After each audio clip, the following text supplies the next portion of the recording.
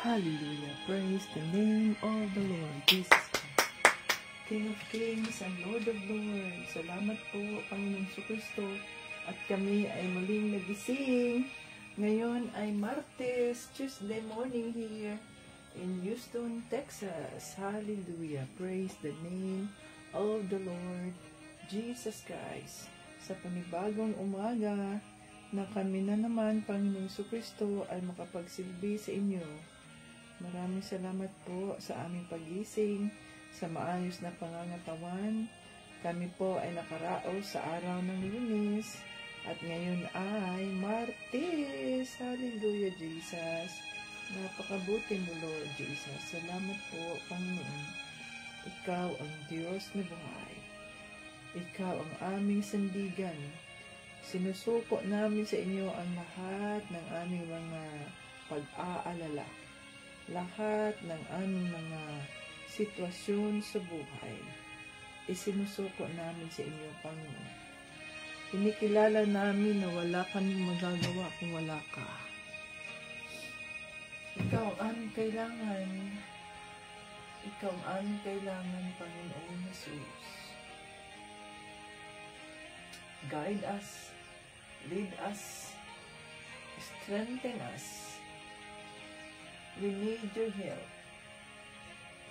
We need your help. Almighty Father, in the name of Jesus. Thank you so much. Ang batayan ng ating pananampalataya kay Panginoong Jesucristo. John 3:16. For God so loved the world that He gave His only begotten Son, that whosoever believe in Him will not perish, but have everlasting life. Happy moments, praise God. Difficult moments, seek God. Quiet moments, worship God. Painful moments, trust God. And every moment, thank God. Hallelujah. Salamat sa Diyos. At tayo ay nandito na naman sa kanyang bahay. Ayan. Welcome dito sa ating live. Ngayon ay Tuesday morning sa Houston, Texas. Thank you, Jesus, sa panibagong umaga. Hallelujah. Ngayon ay June 17. Uy, naku po. June 17 na. No, parang bago lang natapos yung May.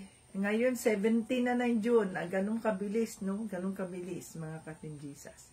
So June 17 na ngayon, Tuesday morning dito sa Houston, Texas. Ayan. Facebook joiners, Facebook viewers, and YouTube viewers, welcome dito sa ating live. Hallelujah. Ito si Tita Ritz, ang lingkod ng ating Panginoong Jesucristo. Hallelujah.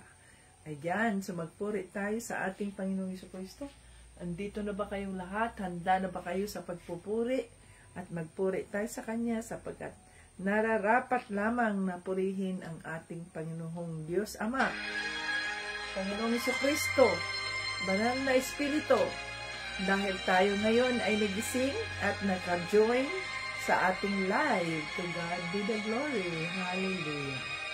Ayan, so magpuri tayo sa ating Panginoong Jesucristo. Pagising sa umaga, kay ganda, kay ganda, kay ganda ng mundo, ginawa niya. Ngayon ko lang nakita ang ganda ng mundo. Salamat sa Diyos at ako'y binago. Yes, Lord. Thank you, Lord. Nang tanggapin ko si Jesus, aking Diyos, na bago ang lahat sa buhay ko. Bagong ligaya ang nadarama, bagong pag-asa ang nakikita. Hallelujah, Lord Jesus. Lahat ay aking ibibigay pati aking buhay upang purihin siya.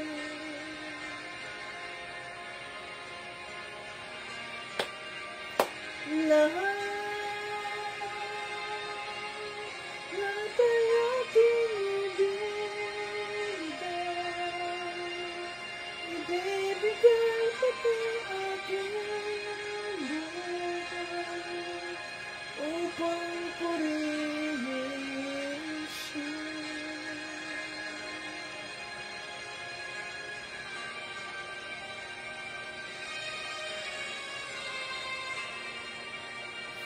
Nag-uumapaw ang aking saya, pagmamahal niya ang nadarama, kay ganda ng buhay na nasa kanya.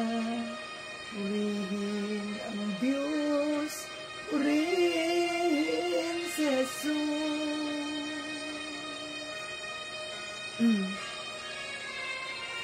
Lahat ay aking ibibigay pati aking buhay upang purihin siya. Yes, Lord. Thank you, Lord. Lahat ay aking ibibigay pati aking buhay upang purihin siya.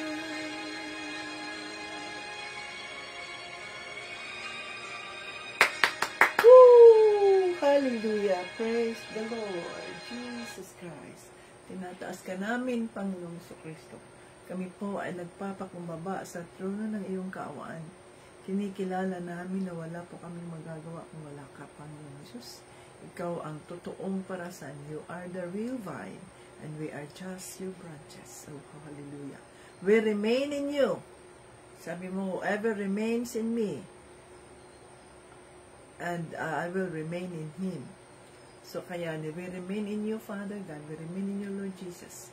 Nang sa ganun, ikaw po ay nasa sa amin, Panginoon Jesus. Oh, hallelujah. Maraming salamat po na isang malaking pribilehiyo na naman na kami ay gising upang ikaw ay aming paglingkuran, upang ikaw ay aming sambahin, upang ikaw ay aming pasalamatan. Oh, hallelujah, Jesus. You are worthy of everything, King of kings and Lord of lords. Maraming salamat po. Yes, Lord Jesus, ikaw ang Diyos ng buhay at walang imposible sa inyo. Maraming salamat po, Panginoon Jesus. Salamat at ikaw ang Diyos na nandiyan upang kami ay kilalanin, upang kami ay gawing mga anak ng Diyos Ama. Maraming salamat po. Patawarin mo kami sa aming mga nagawang kasalanan, sa isipan, sa puso, sa mga salita namin, maging sa aming mga ikinikilos, Panginoon Jesus. Gawin mo kaming matuwid sa harap ng Diyos Ama. O hallelujah. At dinideklara din namin ang kapatawaran ng mga taong nagkasala sa amin, ng mga taong nanloko sa amin, ng mga taong nag-abuso sa amin, ng mga taong treated us unfairly, Father God. Lord, patawarin mo po sila, Panginoon. We declare forgiveness, Lord, sa mga taong ito. At katagpuin mo sila, Panginoon Diyos. Ayaw namin maghiganti sa kanila, sapagkat vengeance is not ours, it's yours. So, ikaw po ang bahala sa kanila, Panginoon Diyos. Oh, hallelujah. Yes, Lord. Mahala na po kayo sa kanila, Panginoon. Ikaw ang Diyos na buhay, O Panginoon Jesus. Hallelujah. Salamat po. Salamat po. Oh, hallelujah. We welcome your Holy Spirit in our midst today. Let's welcome the Holy Spirit. Come, Holy Spirit, I need you now. I need your anointing, come in your power. I love you, Holy Spirit. You captivated my soul, and every day I learn to love you more. Come, Holy Spirit, I need you now. I need your anointing, come in your power. I love you, Holy Spirit. You captivated my soul, and every day I learn to love you more. I'm reaching for your heart. You hold my life in your hands, drawing me closer to you. I feel your power renewed. Nothing compares to this place, where I could see you face to face.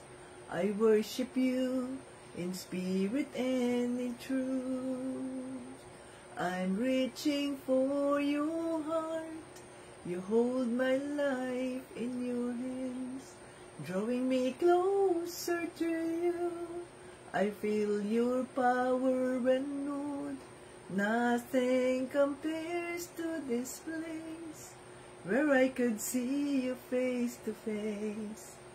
I worship you in spirit and in truth. We worship you in spirit and in truth. Hallelujah, Holy Spirit. Be with us. Linisin mo ang aming mga isipan, ang aming mga puso. Gawin mo kami karapat-dapat sa iyong presensya. Mangusap po kayo. Maraming salamat. Dahil kahapon ay nangusap po kayo sa inyong mga panakan. Ngayon ay kinikilala ka namin. Ikaw po ang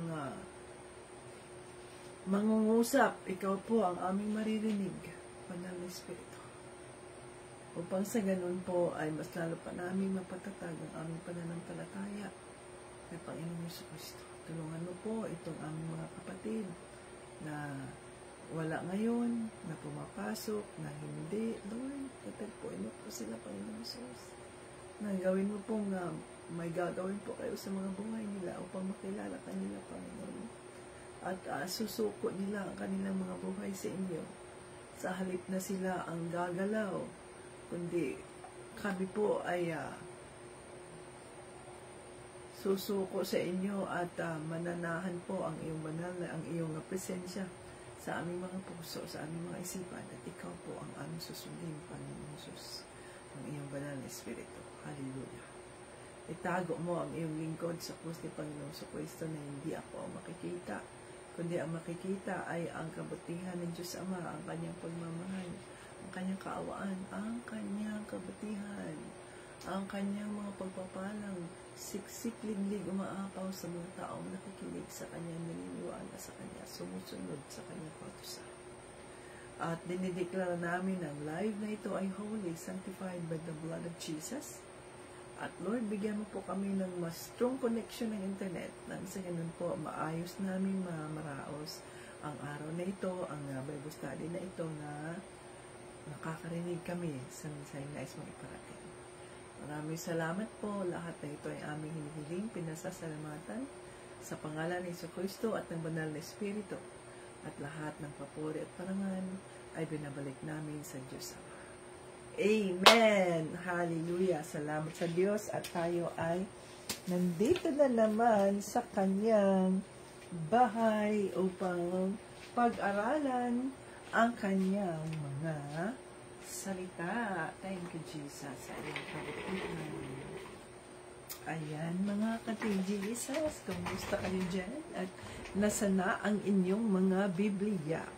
So, kahapon tayo ay nasa 1 Timothy chapter 3, verses 8 to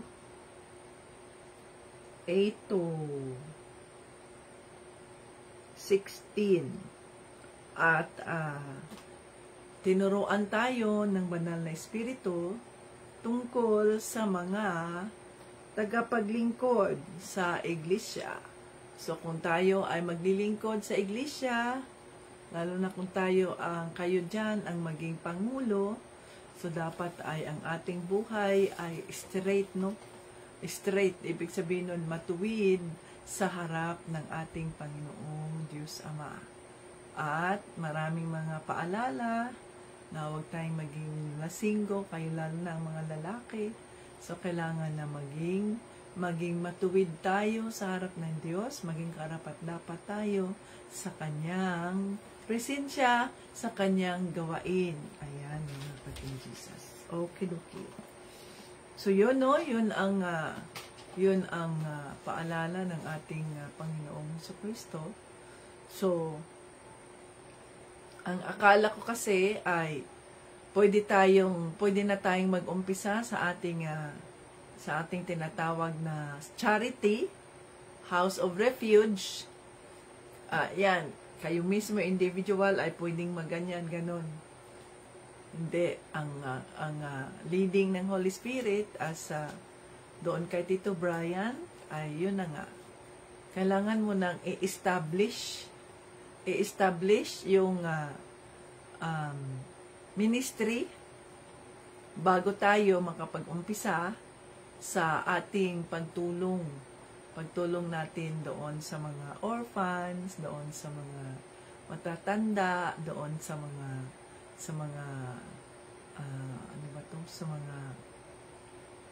widows. So kailangang i-establish muna, kailangang mayroon munang tumayo sa lugar na yan upang maging pangulo sa ministry bago natin maisagawa kung sino-sino man ang gagamitin ng ating Panginoong Jesucristo upang maging tulong o makatulong doon.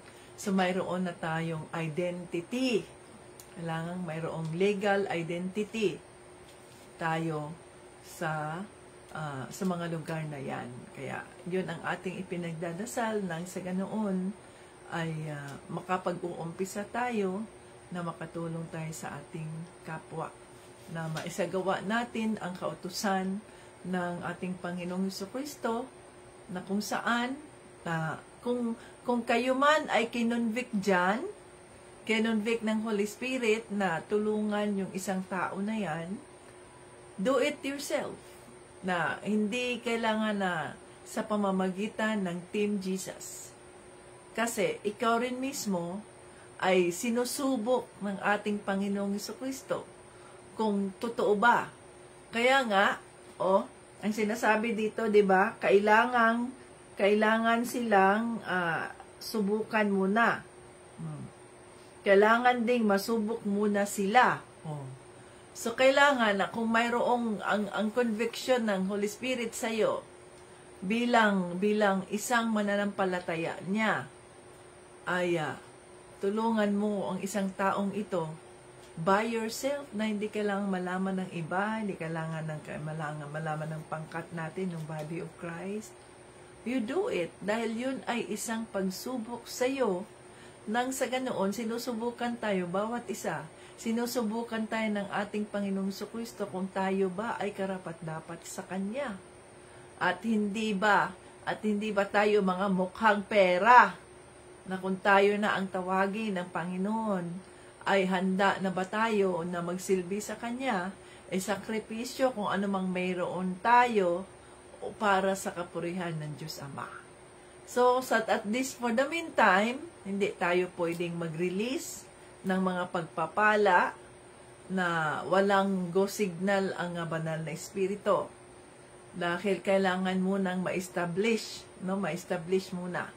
At so kung kayo ay kinonvict ng Holy Spirit, nakikita ninyo yung isang tao na yan, yung isang bata na yan, yung isang matanda na yan, na help him, help her, help na ganyan. Do it in your own way.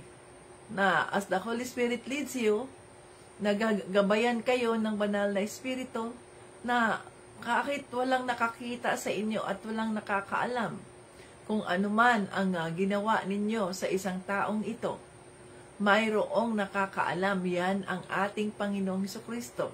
Yan ang banal na espiritu, lalo na ang Diyos Ama. Nakakaalam siya sa lahat ng ating mga ginagawa. Kaya, do it. Whatever you do, whatever either you eat or you drink, do it for the glory of God.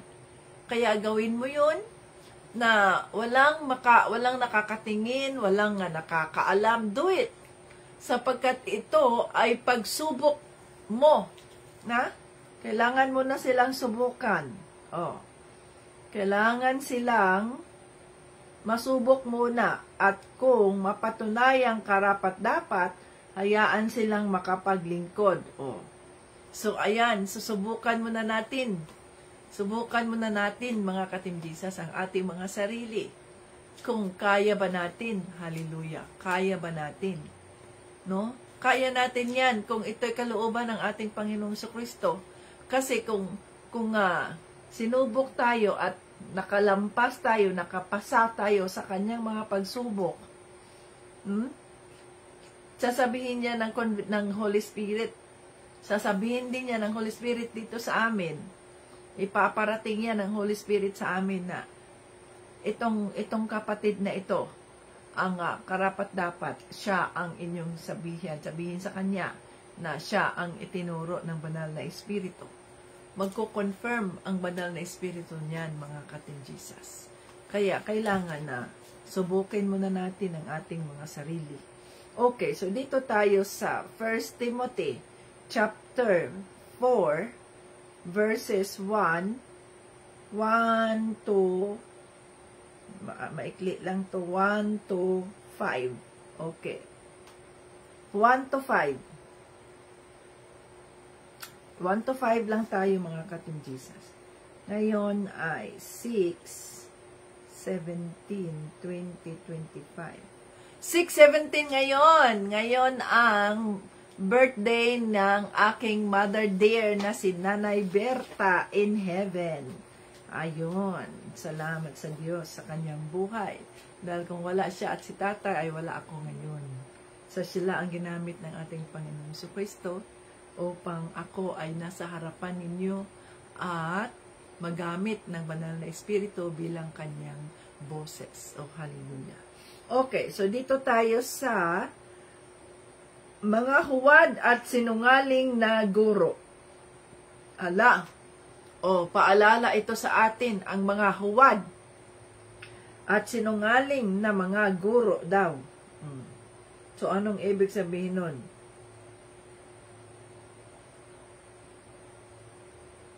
Mga huwad, na ibig sabihin ng mga huwad ay mga hindi totoo, false. Kaya nga, false prophets, false teachers na ang itinuturo sa halip na ang ituro ay ang katotohanan, ang itinuro ay ang kanilang doktrina para sa ganoon sila ang mapurihan, sila ang yayaman, sila ang makikilala sa halip na si Panginoong Jesucristo.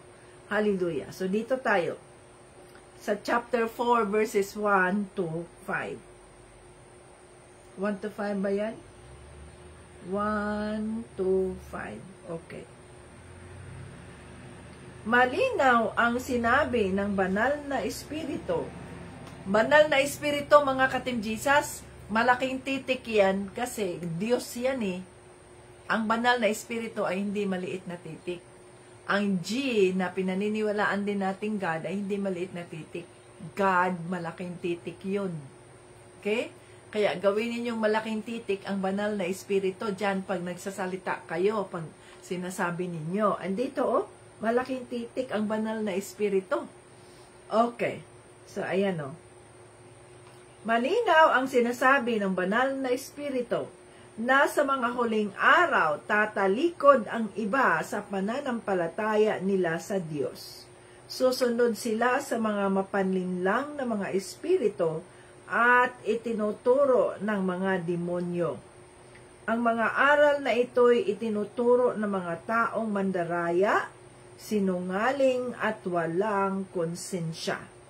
Ipinagbabawal nila ang pag-aasawa at ang ilang uri ng pagkain, kahit na ginawa ng Diyos ang mga pagkaing ito para tanggapin ng may pasasalamat ng mga mananampalataya at nakakaalam sa katotohanan. Lahat ng nilikha ng Diyos ay mabuti at dapat walang ituring na masama kung tinanggap ng may pasasalamat dahil nilinis ito ng salita ng Diyos at ng panalangin. Oh, hallelujah, Holy Spirit. Maraming salamat po sa iyong mga salita sa araw na ito. Gabayan mo kami upang maintindihan namin ang mensaheng nais mong iparating sa bawat isa.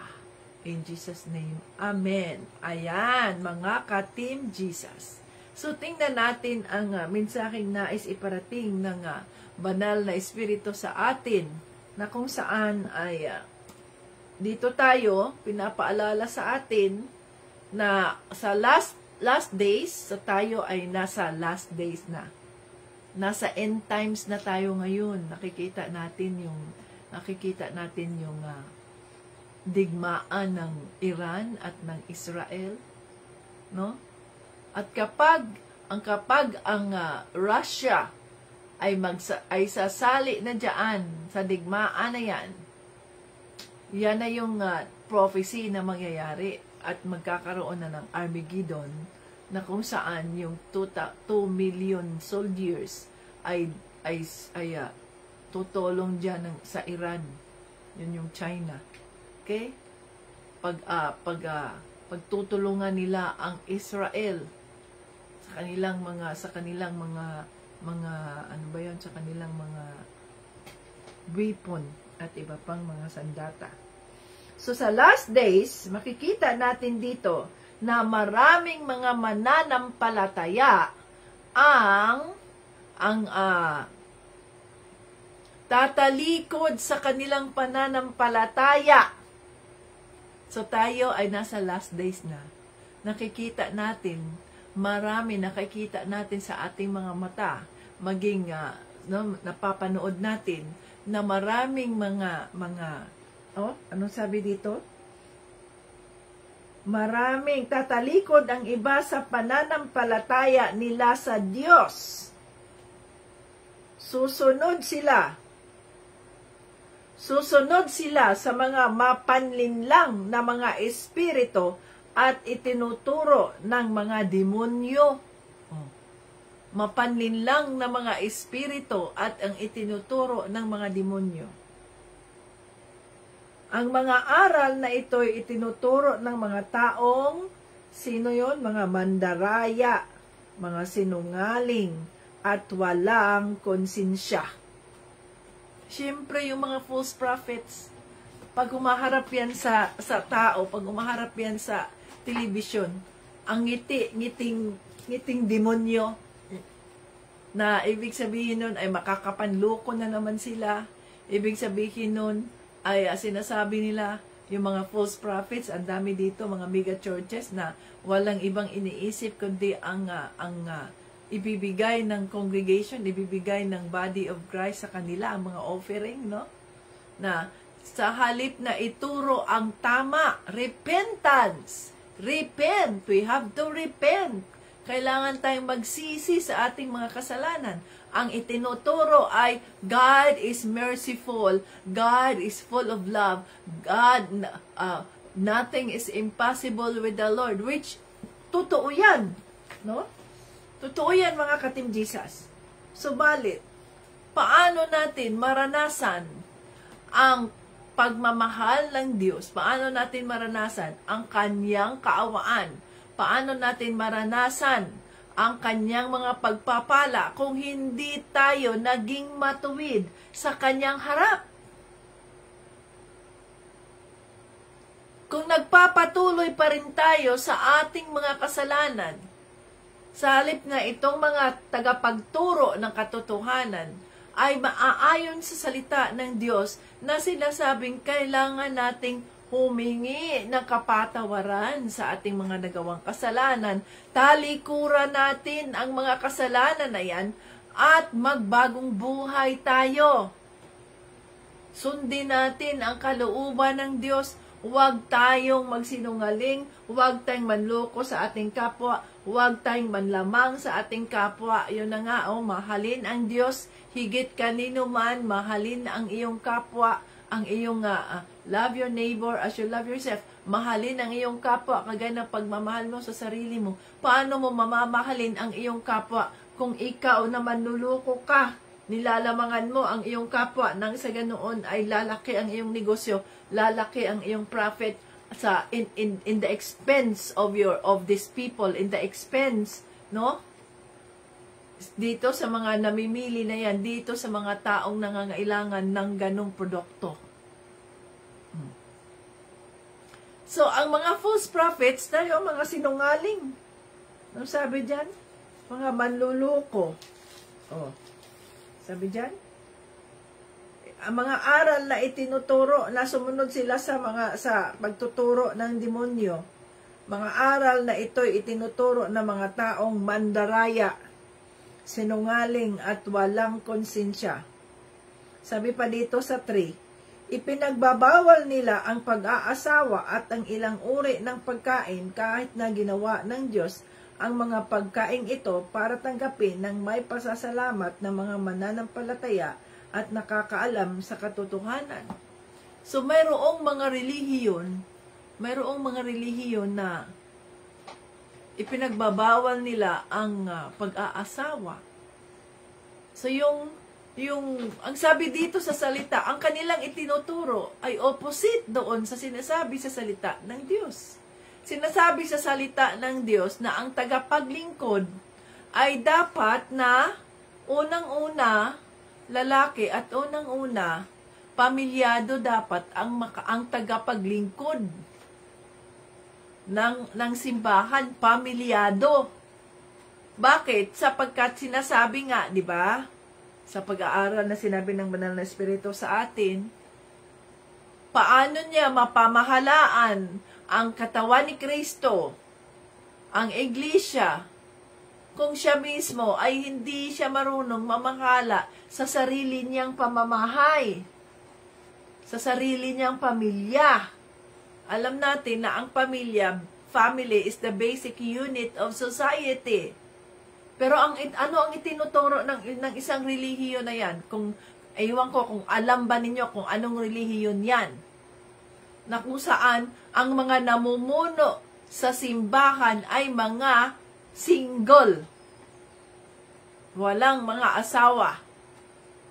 O paano sila ngayon? O, mga single nga, walang mga asawa, pero behind the scene ay gumagawa sila ng mga sexual na immoralidad sapagkat sila nga ay mga tao. Ang mga tao, natural nga yan na kasama yan sa likas na pagkalika ng ating Panginoong Diyos Ama. Go to the world and multiply. Kaya nga, mayroon ang mga lalaki ay mayroon silang mga sexual organs, tayo mga babae, mayroon din. Kasi likas yan sa tao na kailangan mag-multiply. Para dadami, no? Ganun. Pero may pagpipigil sa sarili na hindi lang basta na lang mag-multiply. Hindi. May pagpipigil din sa sarili na pigilan yung ating laman, yung likas na pagnanasa ng tao. At huwag tayong maging makasarili sa mga sarili natin. Halimbawa, mga magulang, huwag tayong maging makasarili na para lang yung libog ninyo diyan, yung inyong sa laman ninyo ay makontento, masatisfy kayo. Hindi nyo iniisip na kung dadami ang inyong mga anak, ay sinasakripisyo ninyo ang bukas ng mga anak ninyo, maging ang kanilang ngayon. Kasi hindi nyo masyadong maalagaan eh. Hindi nyo maibigay ang kanilang pangangailangan sa dami nila. No? Pero anong sabi sa salita ng Diyos? Ang mga namamahala, ang mga tagapaglingkod sa kanyang iglesia ay dapat na mayroong pamilya.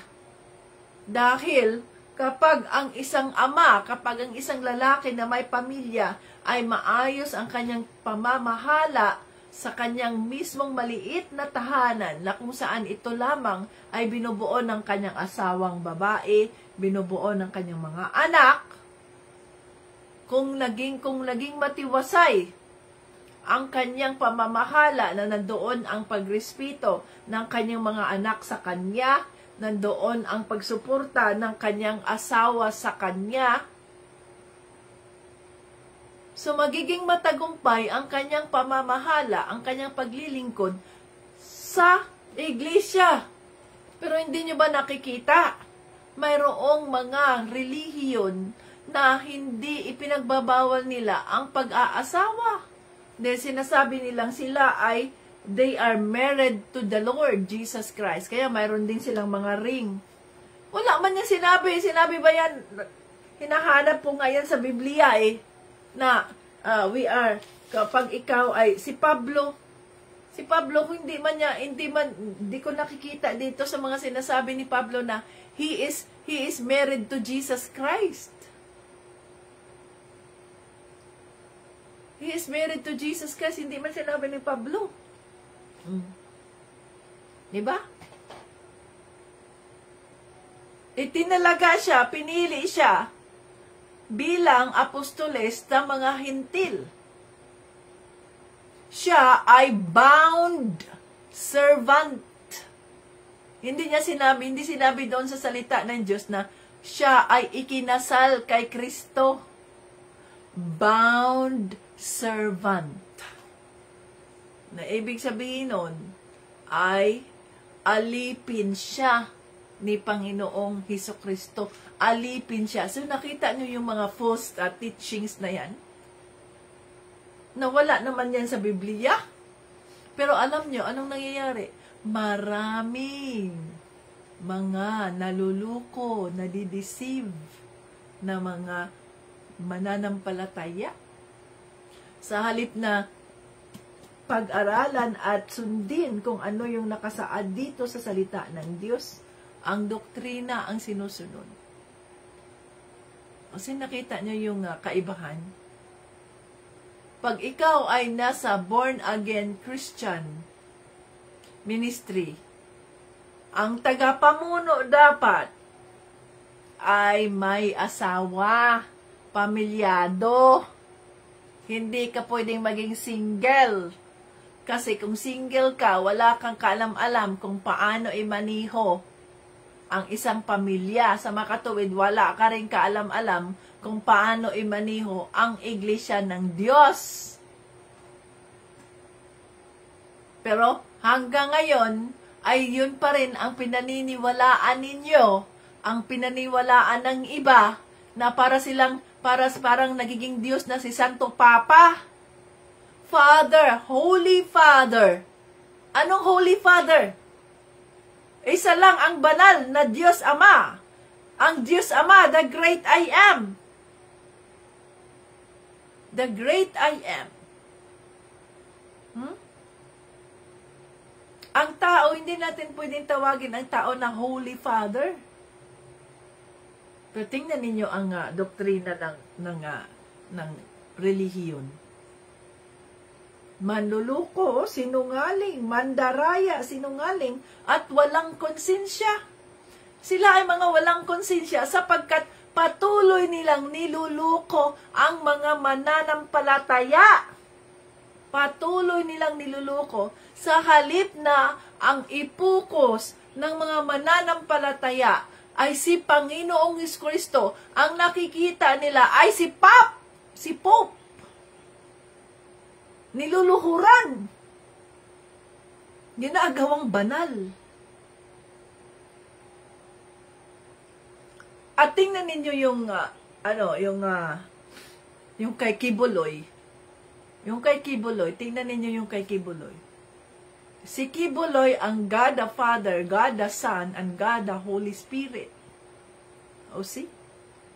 3-in-1 si Kibuloy Pero tingnan ninyo yung mananampalataya. Nabibrainwash sila. Nabrainwash sila. No? Naghihirap sila, may kuta sila, bibinta sila ng mga ganito, magsisinungaling pa na, estudyante po kasi ako, nagbibinta ako dito, suportahan nyo naman ako, ganyan, kasi ako ay self-supporting student. Yung pala, hindi yan mga estudyante, hindi yan nag-aaral, nagkukunwari lang na mga estudyante, dala-dala pa ng packbag, parang naka-uniform pa, kasi mga estudyante daw sila. Nandoon sa mga bus, nandoon sa mga restaurants. Yun pala, nagkukunwari lang para sa ganoon itong mga tao naman na puno ng kaawaan, na naaawa naman, na gusto namang tumulong. Oy, self-supporting ka pala dong. Day, o sige day, magkano ba yung ano mo day? Ano lang po, ganito. Para mabili, pero yung totoo niyan, nandoon lahat sa palasyo ni Kibuloy, ang lahat ng kanilang kita. See? At kadalasan sa kanilang mga tinatarget ay yung mga sobrang hirap sa buhay. Yung nasa mga bundok, nasa ganyan. No, kung nakakalat ang mga demonyo, ang mga itunuro ng mga demonyo. Ang mga masasamang espiritu ay nakakalat ang mga itinuturo, mga demonyo. See? Mga sinungaling. Meron pa, sabi diyan, ipinagbabawal ang mga pagkain. Bawal kumain ng ganito, bawal kumain ng ganyan, bawal kumain ng ganun. Bakit pinagbabawal? Bawal sa araw ng mga ganito, bawal kumain ng ganyan kasi ikaw daw ay magaganon, kasi ikaw daw ay magaganyan. Nandiyan ba sa Biblia na bawal kumain?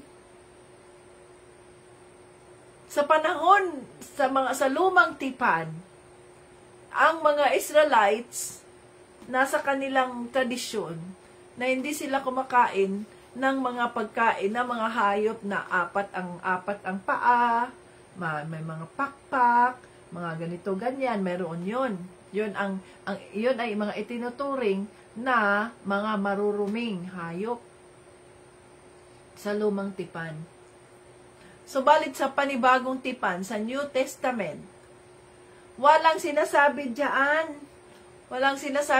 na itong mga hayop ay marumi yan, itong mga pagkain na ito. Bakit? Ang sabi dito,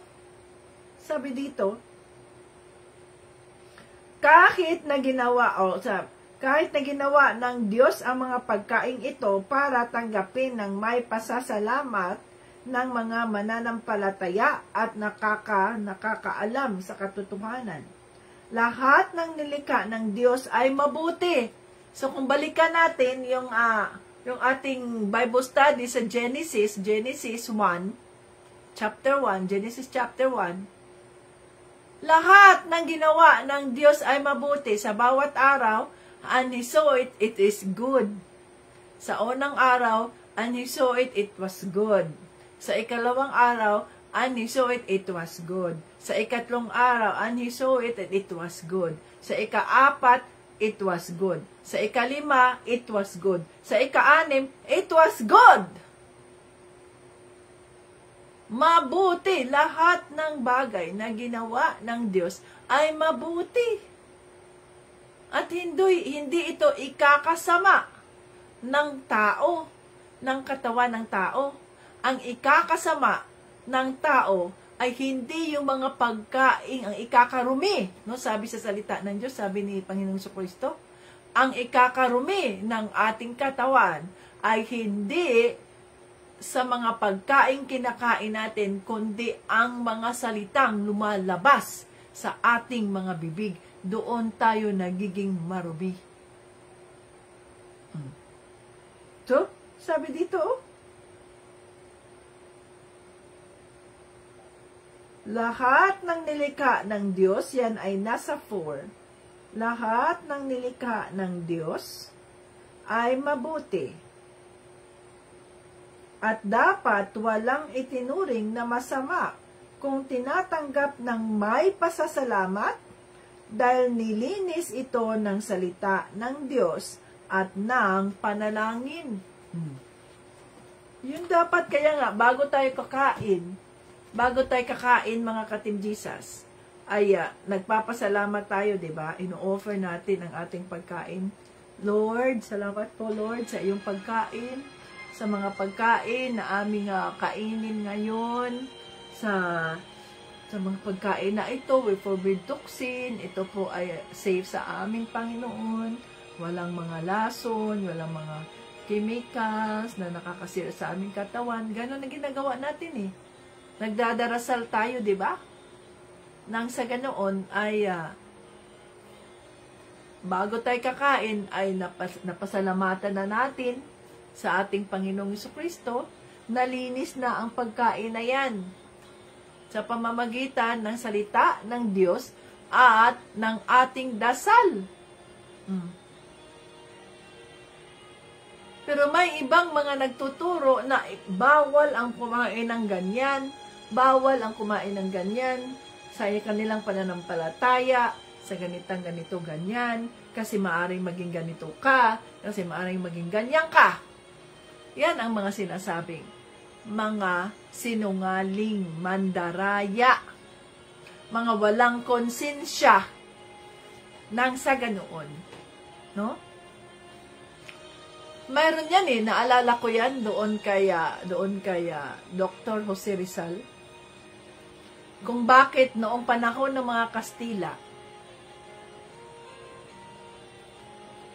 ang mga Pilipino, 'di ba, mayroong mga Espanyol, mga paring Espanyol na dumating dumating diyan sa Pilipinas. Yan, sila Magellan, una ang nakadiscovery, 'di ba? Ang dala nila ay God, gold, and glory. Yan ang kanilang purpose. So may isa doon, yung mga ninuno namin, yung mga lulu at lula namin, naalala ko pa yun, maging yung nanay ko, sinasabihan sila ng mga nanay nila, lulu at lula namin, na ingatan ninyo yung ubi ha, ingatan ninyo yung ubi, wag ninyong kainin yung ubi, ingatan ninyo yung ubi. Kasi ang ubi ay ano ha, secret yan sa harap ng Diyos, ang ubi, kaya wag ninyong apak-apakan yan, wag ninyong itapon lang, kung maglagay kayo, mag-harvest kayo, talagang ingat na ingat ang mga Pilipino, nandyan yan sa kultura, ingat ang mga Pilipino sa mga ubi, kailangang ayusin, kasi holy yung ubi na yan, banal ang ubi na yan. So, anong kaibahan ng ubi at sa iba pang mga root crops, kamote, karlan, at iba pa? At alam niyo ang dahilan kung bakit na kailangan ganon ang pagtrata ng ube kaya ikumpara sa ibang mga root crops. Sapagkat sa panahon na yon, ang mga ube ay dinadala doon sa Espanya. At ito ay ginagawang ice cream. At yan na yan, very expensive kind yan ng ice cream once na na-process na.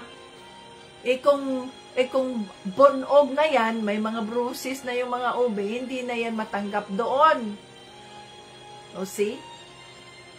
Mga sinungaling, mandaraya, mga walang konsensya, mga Pilipino ay mga itinuturing na mga Indiyo, para tayong mga basahan, para tayong mga walang utak, para tayong mga hayop na itinuturing nila. Tayo, mga Pilipino rin, na walang kaalam-alam sa katotohanan, may Biblia, pero inaalikabukan na lang ang Biblia, naka-display lang ang Biblia, kaya naloko tayo ng mga mandarayang ito, ng mga demonyong ito, ang ating mga magulang, ang ating mga ninuno, ay naloko ng mga mandarayang ito, sapagkat hindi natin alam ang katotohanan. May sinasabi ba sa salita ng Diyos ng mga pagkain ito ay masama, ang mga pagkain ito ay bawal? Walang masamang pagkain, walang ipinagbabawal na pagkain. Pero kapag sobra ang pagkain mo niyan, araw-arawin mo ba namang kumain ng mga ganyang pagkain? Of course, nakakasama yan sa katawan mo. Dahil, eat in moderation. Bawat pagkain, mayroon yan silang mga specific na vitamins, minerals, whatsoever. O, halimbawa, ang durian. Gustong-gusto mong kumain ng durian. O, kumain ka ba naman ng durian, ng 2 buong durian sa isang araw? Di syempre ma-high blood ka rin. Kasi, ang durian is a complete fruit. So, isang ganito lang ng durian, isang ganitong ganyan lang ba ng durian, enough na yan to sustain you sa isang araw.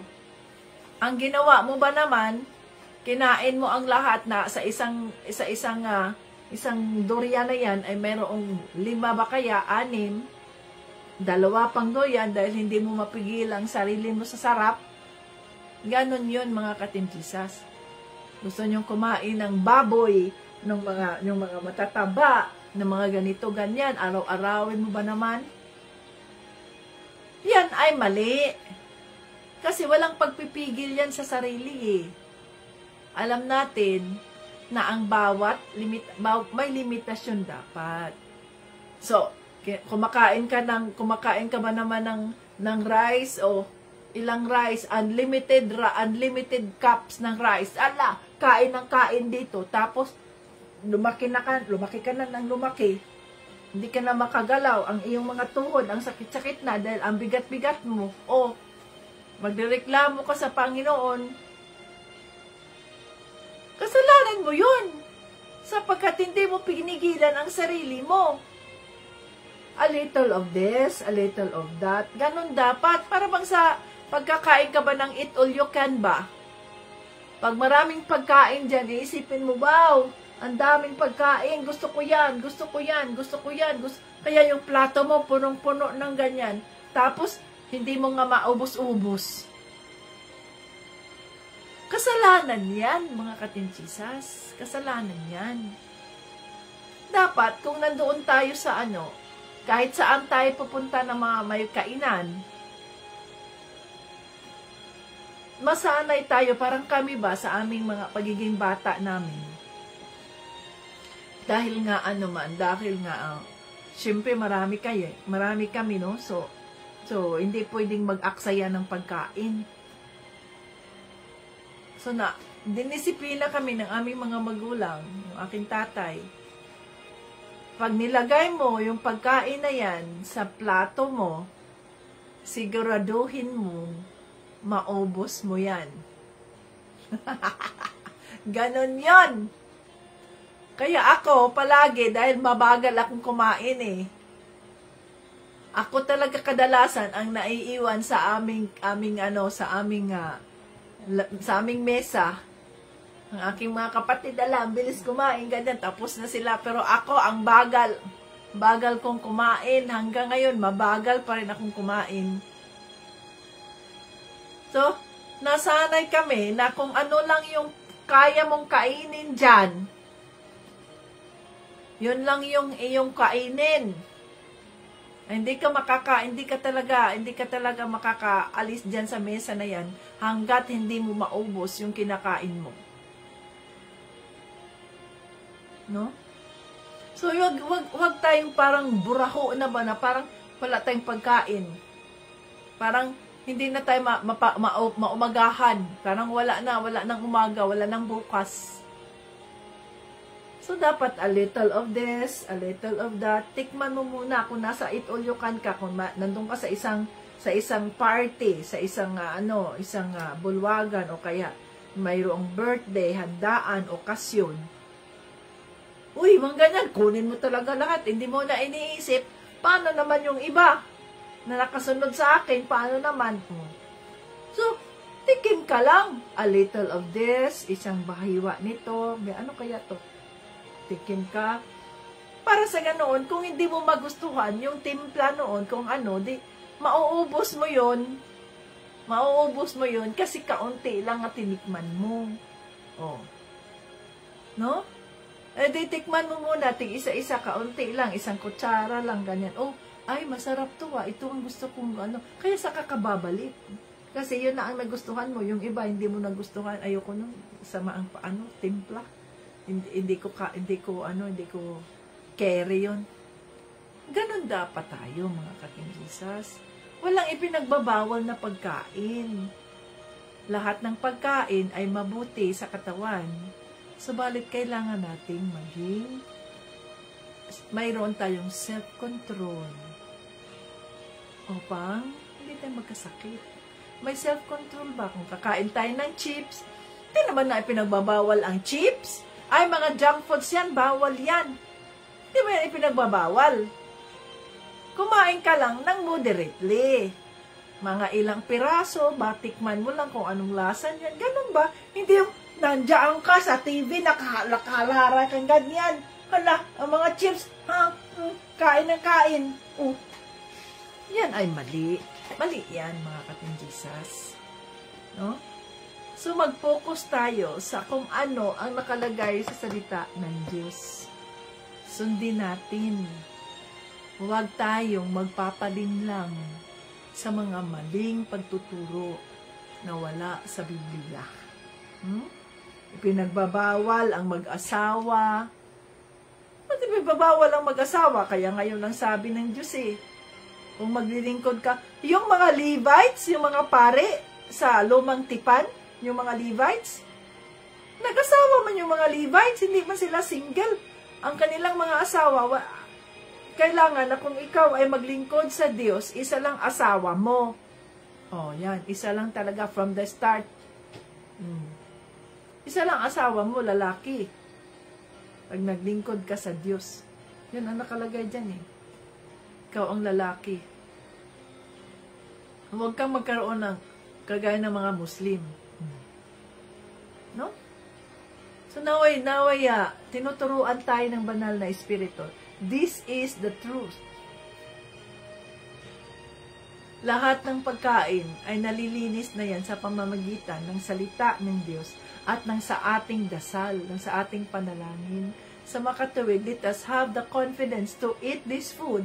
Kahit nasabihin man ng iba, bawal yan kasi marumi kasi yan sa ganyan. Bawal yan dahil marumi yan sa ganito, ganyan. Walang marumi sa harap ng Diyos. Wala ring masama. Lahat ng ginawa niya ay mabuti. Kaya tayo dapat ay mabuti. Kaya lang, may mga taong dumaan sa buhay natin na ginamit sila ng demonyo. Sila ay nagpagamit sa demonyo. Yung ang init ng ulo nila, halimbawa sa trabaho, init ng ulo nila, sinasama nila sa pagtatrabaho nila, kung sila ay mga administrators, mga kahit sabi, mainit ang ulo ko ngayon, ganito, I am not in the mood, mga ganyan. What? Anong pakialam ko kung mainit ang ulo mo? Anong kasalanan ko sa'yo? Pero may mga ganyan. Sila ay mga taong nagpaloko sa demonyo. Hinayaan na ang kanilang sarili ay mapasukan ng masamang demonyo sa halip na tanggapin nila ang kabutihan ng Diyos, ang fruit of the Spirit, love, joy, peace, kindness, faithfulness, goodness, gentleness, ano pa yun? Self-control, ano pa yung isa? Patience. Mainit ang ulo ko ngayon. Ganito, ganyan. Sobrang taray. Akala mo naman na pagmamay-ari niya yung mga taong ito. See? Tayo yun tayo yun. Kung tayo ay magpasakop sa banal na espiritu, sa halip na magpasakop tayo sa demonyo. Kaya nga araw-araw, Holy Spirit, here I am, send me. Fill me with your presence, fill me. Let your anointing be upon me. Let your fruit of the Spirit be upon me. Lead me, Holy Spirit, for apart from you, I am nothing. Help me, help me. See? So yun. Minsan ay nasasaktan ka sa mga taong ito Sapagkat anong nagawa mo? You really tried your best. Pero para sa kanila, ang best mo ay hindi pa sapat. Bakit? Ginamit nga sila ng demonyo para tayo ay sukatin ang ating pananampalataya. Tandaan natin, hindi sila yung mga nananakit sa atin, yung mga nanuloko sa atin, nandaraya sa atin, hindi sila yung ating mga kaaway, kundi ang mga espiritong pumasok sa kanila. Sa makatuwid, let us overcome evil with good. Huwag tayong magpapa-apekto sa kanila. Salamat sa Diyos! I am victorious! Sa mga ganyan, kakanta na lang tayo, magpuri tayo sa Diyos, ipagdasal natin ang mga taong ito. I-rebuke natin ang masamang espiritu na nasa kanila. Kung ano man yung inis nila, galit nila sa bahay nila, dadala nila dito sa mga trabaho nila na ang ibang tao ay naaapektuhan. Diba? But God is good because we are victorious. Because we have the Holy Spirit in us. Tayo ay silyado ng banal na Espiritu. Hallelujah! Kaya huwag tayong magpapadala, mga katinjisas, sa mga demonyo, sa mga masasamang espiritu na pumasok sa mga taong ito, at tayo ay lukuhin, mga taong walang konsensya at hindi iniisip na wala namang kasalanan tong mga taong ito sa paligid niya. Bakit niya dinadamay sa init ng ulo niya? Kaya ipagdasal natin ang mga taong ito. Huwag tayong sumunod sa kanila. Napakabuti talaga ng Panginoong Hesus sa Pilipinas. Dahil hindi hinayaan na itong false prophet na ito, si Kibuloy, ay manalo. Hallelujah. No? Ano nang mangyayari sa Pilipinas? Siya ang Diyos, siya ang Diyos Ama, siya ang Diyos Anak, siya ang Diyos Espiritu. Tapos, ang daming mga inaabusong mga batang babae. Yan ba ang Diyos? Sabi nga ni Panginoong Kristo, Jesus loves the little children. Mahal ni Panginoong Kristo ang mga bata. Ang mga bata yan ay minimolostiya, nire-rape. Dahil sinasabing hala daw sila, offering sila. What offering? Ito namang mga nabubulagan sa katotohanan, susunod-sunod lang kasi parang si Kibuloy ay Diyos na nila eh. Andyan yan sa salita ng Diyos. Kaya mag-iingat tayo, mga katinjisas. Kaya nga, kailangan natin ang Biblia. Dito sa atin, dito sa ating pag-aaral, di ba? Tinatanong natin, nasa na ang inyong mga Biblia?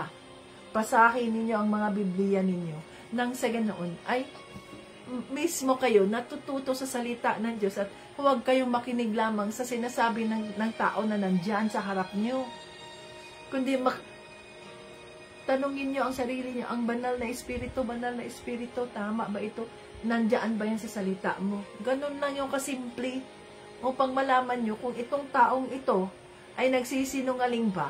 Itong taong ito ay mandaraya ba? Itong taong ito ay walang konsensya ba na magsasalita na akala mo totoo, yun pala mali, false ang kanyang itinuturo.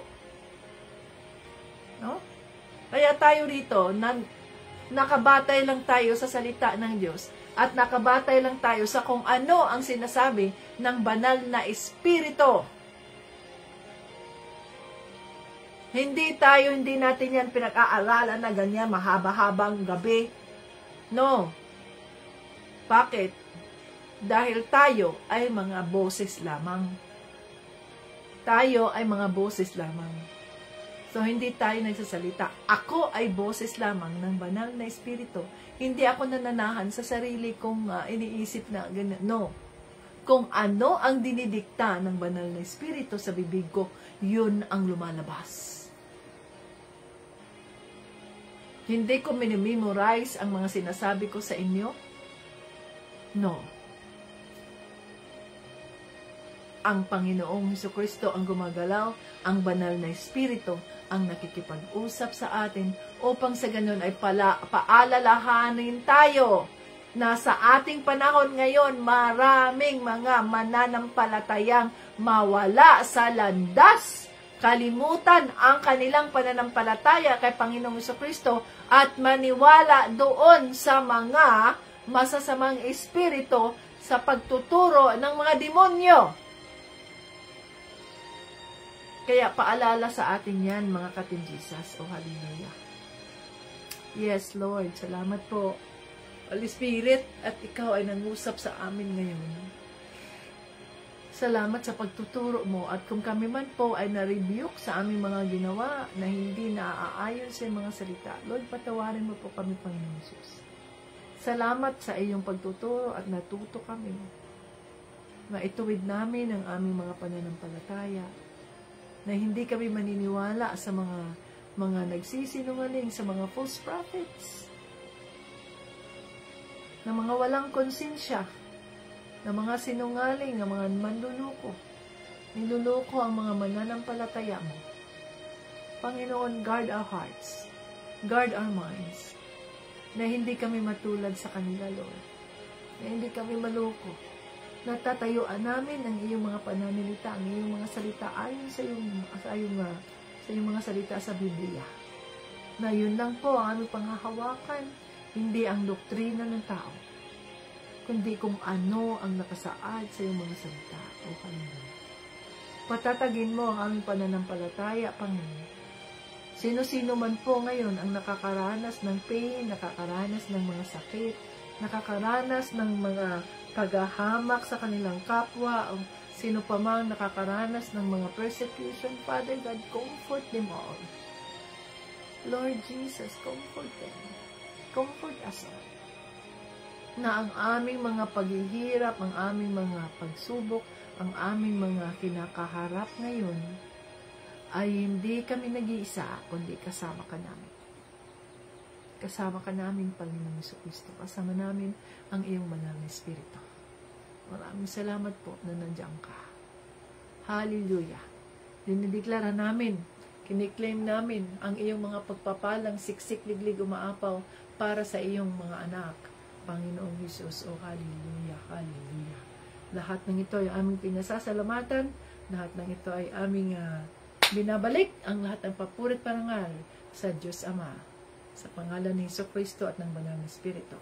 Amen! Yahoo! Hallelujah! Nakaraos tayo sa ating Bible study sa araw na ito. Kaya mga ka-Team Jesus, kung ikaw man ay kinausap ng banal na Espiritu, love God above all and love your neighbor as you love yourself. Hanggang sa muli, Jesus loves us. Bye-bye.